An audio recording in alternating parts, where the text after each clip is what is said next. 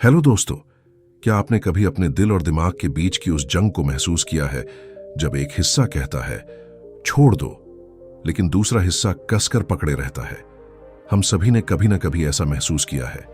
किसी इंसान को, किसी याद को, किसी गलती को या फिर किसी दर्द को छोड़ना चाहते हैं, लेकिन फिर भी कुछ हमें रोक लेता है। क्या वजह है कि हम बीती बातों को अपने आज पर हावी होने देते हैं? क्यों हम खुद को ही वो बोझ उठाने पर मजबूर करते हैं जो अब हमारे किसी काम का नहीं? कई बार हम उन चीजों से चिपके रहते हैं जो हमें अंदर ही अंदर तोड़ रही होती हैं, चाहे वो एक टॉक्सिक रिलेशनशिप हो, कोई पुराना गिल्ट या वो एक्सपेक्टेशंस जो कभी पूरी नहीं हुई। हम खुद को समझाते हैं कि टाइम विल हील एवरीथिंग, लेकिन वक्त तब तक कुछ नहीं कर सकता जब तक हम खुद लेट गो करना नहीं सीखते। लेकिन छोड़ना क्या सच में इतना आसान है? नहीं, छोड़ना एक कला है। एक ऐसी कला जो सिखाती है कि कैसे अपने दिमाग की उलझनों को सुलझाया जाए, कैसे अपने इमोशंस को समझा जाए और कैसे अपने अंदर की शांति को दोबारा पाया जाए। दोस्तों, स्वागत है आपका बुकपीडिया के यूट्यूब चैनल पर। और आज की इस वीडियो में हम उसी आर्ट को समझने की कोशिश करेंगे, द आर्ट ऑफ लेटिंग गो। एक ऐसा सफर जहां आप खुद से मिलेंगे, जहां आपको एहसास होगा कि ओवरथिंकिंग सिर्फ थकाता है, नेगेटिव इमोशंस सिर्फ जलाते हैं और पेनफुल मेमोरीज सिर्फ रोकती हैं। लेकिन जब आप सच में लेट गो करना सीख जाते हैं तो वही जिंदगी जो एक बोझ लगती थी धीरे धीरे एक ब्लेसिंग बन जाती है। तैयार हो जाइए एक ऐसे सफर पर चलने के लिए जहां हर कदम पर आप हल्का महसूस करेंगे और शायद पहली बार खुद के सबसे करीब होंगे। Chapter 1, the art of letting go. कभी आपने सोचा है कि हम कुछ चीजों को क्यों नहीं छोड़ पाते, भले ही वो हमें तकलीफ ही क्यों ना दे रही हो? एक बीता रिश्ता जो अब सिर्फ दर्द देता है, लेकिन फिर भी हम उसकी पुरानी तस्वीरों को हर हफ्ते देखते हैं। एक गलती जो सालों पहले हुई थी लेकिन आज भी रात को आंखों से नींद चुरा लेती है। या फिर कोई सपना जो कभी पूरा नहीं हुआ लेकिन अब भी दिल का एक कोना उसी के पीछे जिंदा रहता है। ये जो छोड़ने में हिचक होती है ना, यही असली जंग होती है, अपने अंदर की, अपने दिमाग की। लेटिंग गो, ये दो शब्द सुनने में तो आसान लगते हैं, लेकिन इसके पीछे एक पूरा इमोशनल स्टॉर्म छुपा होता है। कोई कहता है मूव ऑन कर लो, तो कोई कहता है पास्ट को पास्ट में छोड़ दो, लेकिन कोई ये नहीं बताता कि ये करना कैसे है।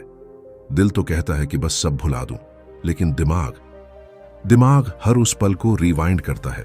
क्या, क्यों और कैसे हुआ? जरा एक लड़की की कहानी सुनिए, नेहा, एक एम्बिशियस लड़की जिसने अपने करियर के लिए बहुत कुछ छोड़ा, लेकिन एक रिश्ता ऐसा था जिसे वो कभी नहीं छोड़ पाई। वो रिश्ता कब टॉक्सिक बन गया उसे खुद भी समझ नहीं आया। वो जानती थी कि वो अब खुश नहीं है, फिर भी वो रोज उस इंसान की एक छोटी सी मैसेज टोन के लिए घंटों मोबाइल स्क्रीन देखती रहती थी। उसका दिल कहता था इट्स ओवर, लेकिन उसका माइंड हर बार कोई ना कोई रीजन ढूंढ लेता था, जस्ट वन मोर चांस। और यही वन मोर चांस ने उसकी सेल्फ वर्थ को धीरे धीरे खत्म कर दिया। कभी कभी हम उस चीज को भी पकड़ कर रखते हैं जिसे हमें कब का छोड़ देना चाहिए था, सिर्फ इसलिए क्योंकि हम उस आदत से, उस कंफर्ट जोन से अलग नहीं हो पा रहे। लेकिन सोचिए, क्या वो कंफर्ट वाकई कंफर्ट है या सिर्फ एक इल्यूजन? लेटिंग गो का मतलब ये नहीं कि आप हार मान रहे हैं। इसका मतलब होता है कि आप खुद को उस जंग से आजाद कर रहे हैं जो अब आपके ग्रोथ में रुकावट बन चुकी है। जब आप किसी इंसान को, किसी रिग्रेट को या किसी मेमोरी को छोड़ते हैं तो आप अपने लिए एक नया रास्ता खोलते हैं। एक ऐसा रास्ता जहां गिल्ट नहीं होता बल्कि फ्रीडम होती है। हमारे समाज में भी एक बिलीफ है, जो चला गया उसे जाने दो। लेकिन जब वो गया हुआ पल हर रोज दिमाग में वापस आ जाए तो जाने कैसे दें? यहीं पर काम आता है खुद से बातचीत करना, खुद को समझाना कि अब बस काफी सह लिया, काफी सोच लिया, अब जीना है अपने लिए। सेल्फ डिस्टेंसिंग एक पावरफुल तरीका है। जब हम अपने ही थॉट से थोड़ी दूरी बना लेते हैं तो क्लैरिटी आने लगती है। इमेजिन कीजिए, आप खुद को एक थर्ड पर्सन की तरह देख रहे हैं। आप अपने पेन को एक आउटसाइडर की तरह ऑब्जर्व कर रहे हैं। तब आपको समझ आता है कि वो दर्द सिर्फ आपकी परसेप्शन में है और उसे बदलना आपके हाथ में है। लेटिंग गो एक प्रैक्टिस है। जैसे मेडिटेशन रोज करते हैं, वैसे ही हर दिन अपने माइंड को ट्रेन करना होता है कि वो उस पुराने बर्डन को थोड़ा थोड़ा छोड़ दे। जैसे जैसे हम ये करते जाते हैं वैसे वैसे मन हल्का होता जाता है, और एक दिन अचानक से वो चीज जो कभी दिल को चीर देती थी अब सिर्फ एक कहानी बन जाती है, एक लेसन, एक मेमोरी, बस और कुछ नहीं।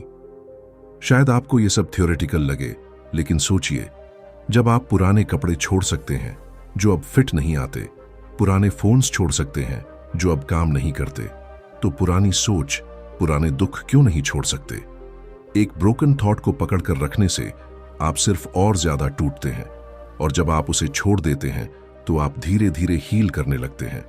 हर किसी की लाइफ में एक ऐसा पल आता है जहां उसे अपनी इमोशनल लगेज पर दोबारा नजर डालनी पड़ती है कि क्या वाकई ये सब अब भी कैरी करने लायक है, या अब इसे छोड़ देना चाहिए। यही वो मोमेंट होता है जहां से द आर्ट ऑफ लेटिंग गो शुरू होती है। तो अगर आप भी किसी चीज से जकड़े हुए हैं जो अब आपकी स्माइल, आपकी पीस, आपकी एनर्जी खा रही है, तो इस वीडियो को एंड तक देखिए, क्योंकि अगला कदम वही है जो आपको उस बोझ से आजादी दिला सकता है। यही तो है असली शुरुआत, खुद से दोस्ती करने की, खुद के हीलिंग की, और एक नई जिंदगी की। Chapter 2, breaking the chains of negativity. कभी सोचा है हम खुद को इतना नीचा क्यों महसूस कराते हैं? हम दूसरों को तो माफ कर देते हैं, लेकिन खुद को कभी नहीं। एक छोटी सी गलती हो जाए तो महीनों तक खुद को कोसते रहते हैं। कभी खुद से कहा है, मैं अच्छा इंसान नहीं हूं, या मुझसे कुछ नहीं होगा? अगर हां, तो ये कहानी आपके लिए है। चलो एक एग्जाम्पल लेते हैं। राहुल, एक टैलेंटेड ग्राफिक डिजाइनर, जिसने अपने कॉलेज में सबको पीछे छोड़ दिया था, लेकिन एक बार उसके क्लाइंट ने उसका डिजाइन रिजेक्ट कर दिया, और उस दिन से राहुल के मन में एक वॉइस गूंजने लगी, you are not good enough. बस यहीं से शुरू हुआ सेल्फ डाउट का सिलसिला। हर बार कुछ नया बनाते हुए वो सोचता, कहीं ये भी रिजेक्ट ना हो जाए। धीरे धीरे वो खुद को रोकने लगा, नए आइडियाज से, नए लोगों से, यहां तक कि अपनी खुद की क्रिएटिविटी से, क्योंकि उसके अंदर एक क्रिटिक बैठ चुका था, उसका इनर क्रिटिक। हम सभी के अंदर ये वॉइस होती है, एक ऐसी आवाज जो हमें कॉन्स्टेंटली जज करती है, क्रिटिसाइज करती है, और हमें बताती है कि हम दूसरों जितने अच्छे नहीं हैं। ये वॉइस धीरे धीरे हमारी सेल्फ कॉन्फिडेंस को निगल जाती है, और फिर हम खुद से ही डरने लगते हैं। नेगेटिव थॉट्स एक सीधी सीढ़ी नहीं होती, ये एक स्पाइरल होती है।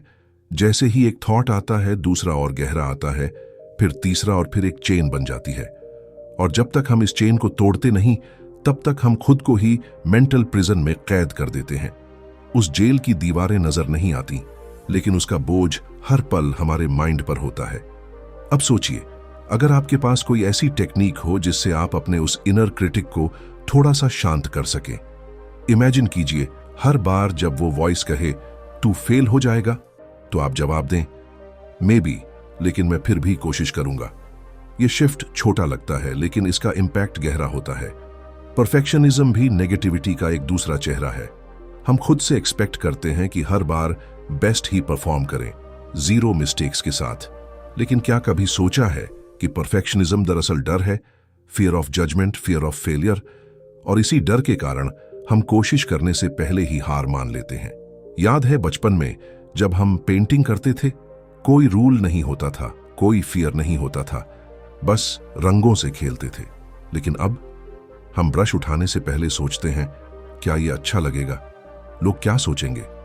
यही तो है नेगेटिविटी की पकड़। ये धीरे धीरे हमारी सोल से प्लेफुलनेस और फ्रीडम छीन लेती है। नेगेटिविटी को ब्रेक करने के लिए हमें खुद से एक ऑनेस्ट कॉन्वर्सेशन करनी होगी। खुद से पूछना होगा, मैं कौन सी बातें बार बार सोचता हूं जो मुझे हर्ट करती हैं? मैं अपने बारे में क्या मानता हूं जो शायद सच्चाई नहीं है? और जब आप ये सवाल पूछते हैं तो जवाब अंदर से आता है, क्लियर और रॉ। मीडिया कंजम्पशन भी इस नेगेटिविटी को बढ़ावा देता है।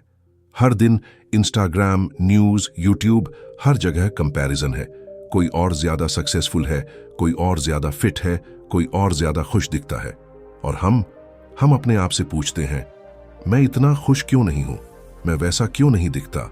मेरी लाइफ वैसी क्यों नहीं है? पर क्या आप जानते हैं, ये सब क्यूरेटेड रियलिटी है, फिल्टर की गई, पॉलिश की गई। तो सॉल्यूशन क्या है? सबसे पहले खुद को एक्सेप्ट करना, फ्लॉज के साथ, इम्परफेक्शंस के साथ।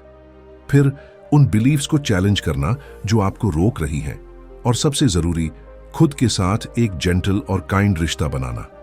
रियल लाइफ में नेगेटिविटी को तोड़ना आसान नहीं होता, लेकिन हर दिन अगर आप थोड़ा समय खुद को दें, थोड़ा सा अपनी वॉइस को बदलें, थोड़ा सा खुद को अप्रिशिएट करें, तो ये चेन धीरे धीरे कमजोर पड़ने लगती है। इस चैप्टर की जर्नी एक जेंटल रिमाइंडर है कि आप वो नहीं हैं जो आपका इनर क्रिटिक कहता है। आप उससे कहीं ज्यादा हैं, और अब वक्त आ गया है उस इनविजिबल चेन को तोड़ने का, ताकि आप फिर से ब्रीथ कर सकें, फिर से खुलकर जी सकें, और सबसे जरूरी, खुद को वो प्यार दे सकें जो आपने दूसरों को तो दिया पर खुद को कभी नहीं दिया। अब अगली बार जब मन में वो आवाज आए जो कहती है you're not enough, तो मुस्कुराकर कहना, maybe I'm not perfect, but I'm learning, I'm healing, and I'm growing। यही है असली फ्रीडम की शुरुआत। Chapter 3, the growth mindset. सोचिए, अगर जिंदगी हर बार वैसी ही रह जाती जैसी अभी है, कोई बदलाव नहीं, कोई नई शुरुआत नहीं, तो क्या आप वाकई जी रहे होते या बस सांस ले रहे होते? ज्यादातर लोग कंफर्ट जोन को ही लाइफ का डेस्टिनेशन मान लेते हैं, क्योंकि वहां डर नहीं होता, अनसर्टेनिटी नहीं होती।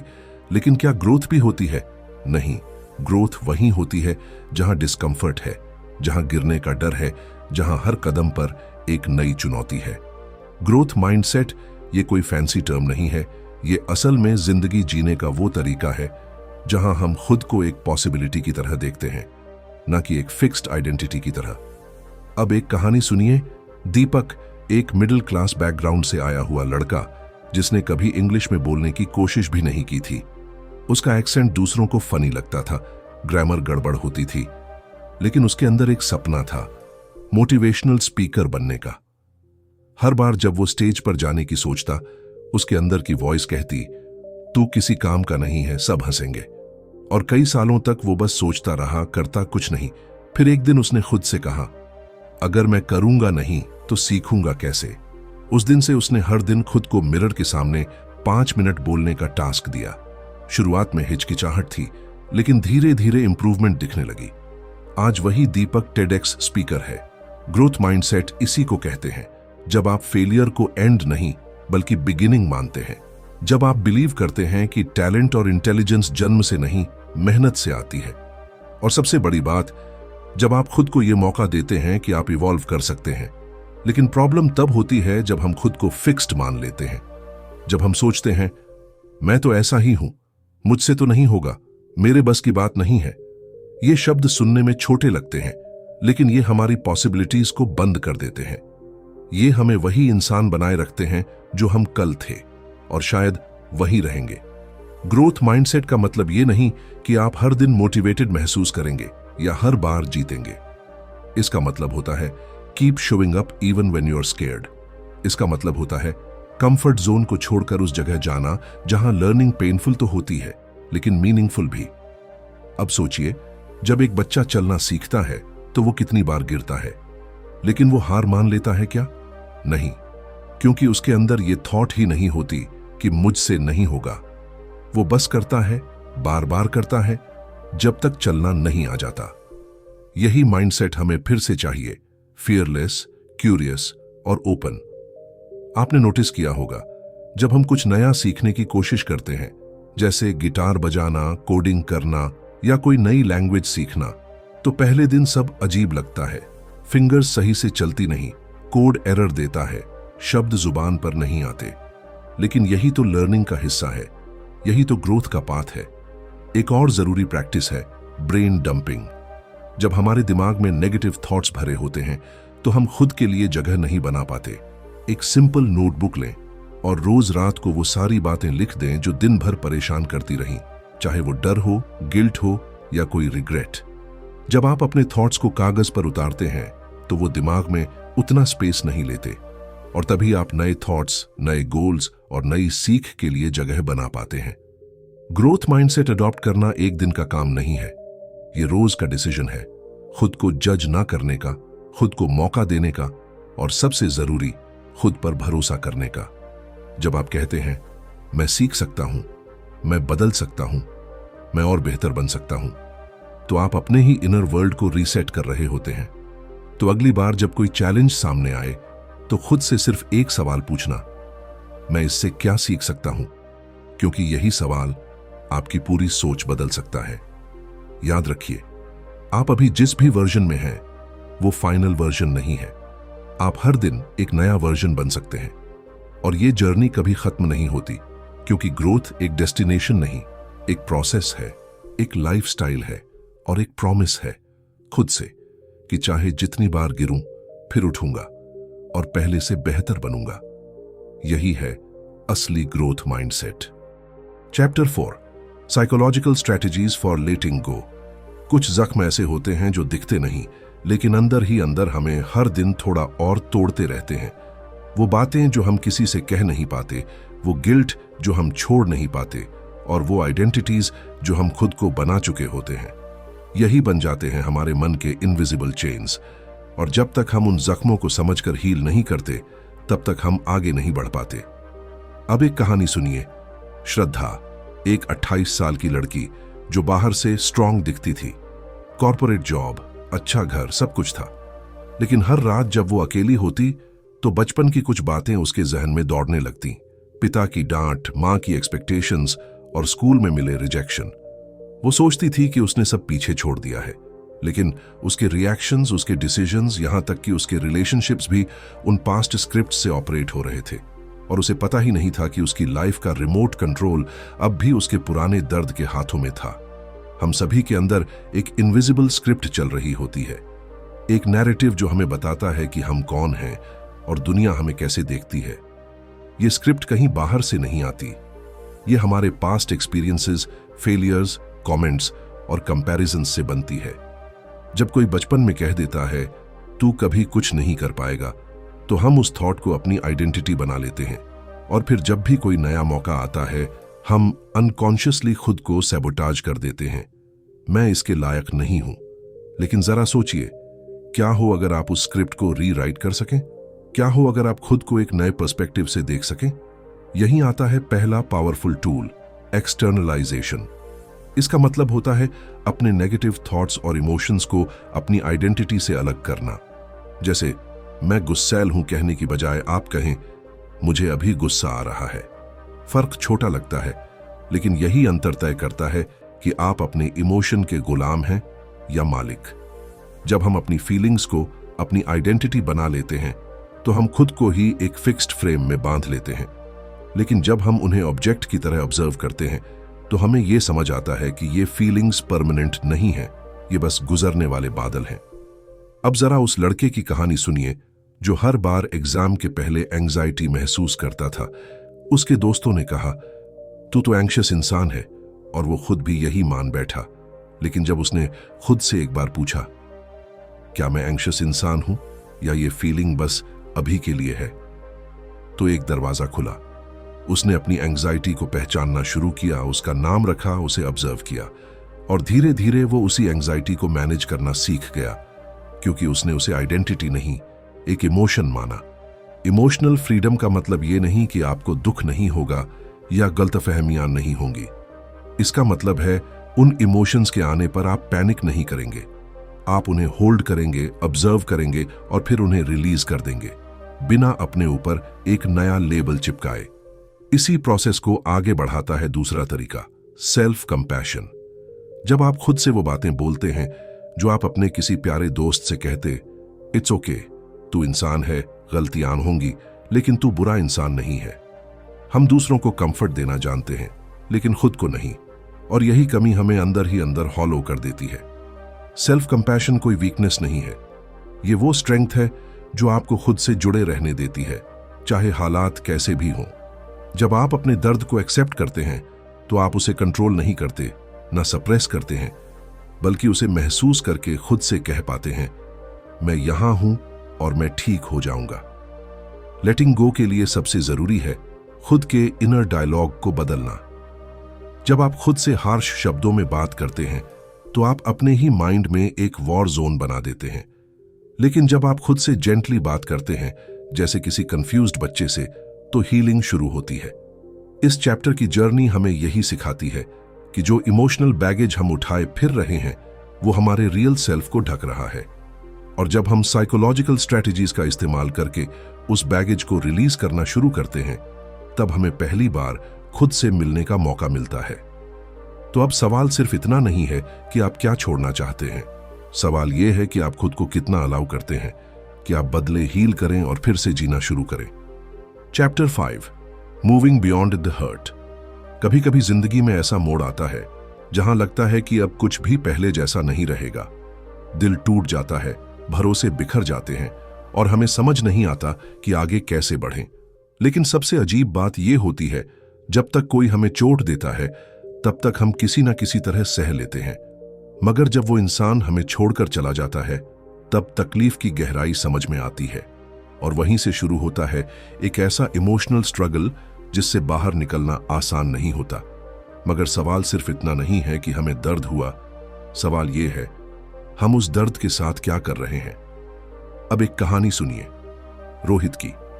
कॉलेज में उसे एक लड़की से सच्चा प्यार हुआ था। सब कुछ परफेक्ट लग रहा था, long calls, surprise gifts, future की प्लान्स। लेकिन एक दिन बिना किसी वजह के उस लड़की ने कांटेक्ट करना बंद कर दिया। रोहित समझ ही नहीं पाया कि हुआ क्या है। वो हर रोज व्हाट्सएप खोलता, लास्ट सीन देखता, टाइपिंग का इंतजार करता, लेकिन मैसेज कभी नहीं आता। हफ्ते बीते, महीने बीते, पर क्लोजर नहीं मिला और उस अधूरे जवाब ने उसके अंदर गिल्ट, डाउट और रिजेंटमेंट भर दिया। अब रोहित फिजिकली तो अपनी लाइफ में आगे बढ़ चुका था। उसने जॉब ज्वाइन कर ली, नए दोस्त बना लिए, सोशल मीडिया पर भी एक्टिव रहने लगा, लेकिन अंदर से वो वहीं रुका हुआ था, उसी अनआंसर्ड सवाल पर अटका हुआ। क्यों? क्योंकि हर्ट छोड़ना आसान नहीं होता, खासकर तब जब हमें क्लोजर नहीं मिलता, जब हमें यह भी समझ नहीं आता कि गलती हमारी थी या सामने वाले की। हम बार बार उसी मेमोरी को रिवाइंड करते हैं, उस एक लड़ाई को, उस आखिरी मैसेज को, उस एक्सप्रेशन को, होपिंग कि कहीं कुछ क्लू मिल जाए। लेकिन हर बार दिल और भी हैवी हो जाता है। लेटिंग गो ऑफ हर्ट का मतलब ये नहीं कि आपको वीक समझा जाएगा। इसका मतलब होता है आपने खुद के पीस को प्रायोरिटी देना सीख लिया है, क्योंकि जब तक आप उस पेन को पकड़कर बैठे रहेंगे तब तक वो अंदर ही अंदर आपको कंज्यूम करता रहेगा। एक और कहानी याद आती है सुषमा की, जो अपने अब्यूसिव रिश्ते से बाहर आ तो गई थी, लेकिन उसकी आवाज आज भी उसके कानों में गूंजती थी। तू किसी काम की नहीं है। वो हर बार मिरर में खुद को देखती और खुद से कहती, शायद वो सही था। वो खुद को माफ नहीं कर पा रही थी कि उसने इतना सब सहा, और उससे भी ज्यादा वो उसे माफ नहीं कर पा रही थी जिसने उसे तोड़ा। फॉरगिवनेस यहां एक जादुई की तरह काम करता है, लेकिन ध्यान रहे, फॉरगिवनेस का मतलब सामने वाले को सही ठहराना नहीं है। इसका मतलब है उस दर्द को अपने सिस्टम से रिलीज करना, ताकि आप फिर से सांस ले सके, ताकि आपकी आज की जिंदगी उस एक इंसान की परछाई में ना जिए। रिजेंटमेंट एक साइलेंट पॉइजन होता है। वो धीरे धीरे आपकी एनर्जी, आपकी खुशी और आपका ट्रस्ट खा जाता है। जब तक आप उस इंसान से नफरत करते रहेंगे, आप असल में उसके ही कंट्रोल में रहेंगे। और सबसे दुखद बात यह है, वो इंसान शायद अपनी लाइफ में बहुत आगे बढ़ चुका है, लेकिन आप उसी पुराने पन्ने पर अटके हैं। अब सवाल यह उठता है, इससे बाहर कैसे आए? पर्सपेक्टिव टेकिंग एक पावरफुल हीलिंग टूल बन सकता है। जब हम खुद को उस इंसान की पोजीशन में रखकर सोचते हैं, तब कई बार हमें क्लैरिटी मिलती है। जरूरी नहीं कि सामने वाला सही था, लेकिन जब हम समझने की कोशिश करते हैं कि उसने वैसा क्यों किया, तो रिजेंटमेंट थोड़ा हल्का होता है, और यही हल्कापन हमें आगे बढ़ने की स्पेस देता है। इमोशनली मूव ऑन करने के लिए एक और जरूरी चीज है बाउंड्रीज सेट करना। कई बार हम उन्हीं लोगों से हर्ट होते हैं जिनके लिए हम अपनी बाउंड्रीज तोड़ देते हैं, और जब हमें वापस कुछ नहीं मिलता तो वो खालीपन हमें खा जाता है। बाउंड्रीज सिर्फ दूसरों को नहीं, खुद को भी सिग्नल देती है कि अब मैं अपनी मेंटल पीस को सीरियसली लेने लगा हूं। अपने पेन को लेकर थेरेपी लेना, जर्नलिंग करना या ट्रस्टेड दोस्त से बात करना, ये सब छोटे छोटे स्टेप्स होते हैं जो मिलकर एक बड़ी हीलिंग बना सकते हैं। सबसे जरूरी बात, खुद को ब्लेम करना बंद कीजिए। आपने उस वक्त वही डिसीजन लिया जो आपको सही लगा। अगर उस डिसीजन से आपको हर्ट हुआ, तो इसका मतलब ये नहीं कि आप कमजोर हैं। इसका मतलब है कि आप इंसान हैं जिसने प्यार किया, भरोसा किया और टूट गया। लेकिन अब वक्त है फिर से जुड़ने का, खुद से और आगे बढ़ने का। तो दोस्तों, अब जब आप इस सफर के अंत तक पहुंचे हैं तो खुद से एक सवाल जरूर पूछिए, क्या आप वाकई आगे बढ़ना चाहते हैं या बस उस दर्द से जुड़े रहना अब आपकी आदत बन गई है? लेटिंग गो कोई शॉर्टकट नहीं है, ना ही कोई मैजिकल मोमेंट है। ये एक कॉन्शियस डिसीजन है, हर दिन हर थॉट के साथ खुद को थोड़ी और राहत देने का। आपने अब तक जो झेला है वो आपकी ताकत बन सकता है, अगर आप उसे पकड़कर बैठने की जगह उसे धीरे धीरे छोड़ना सीख जाएं।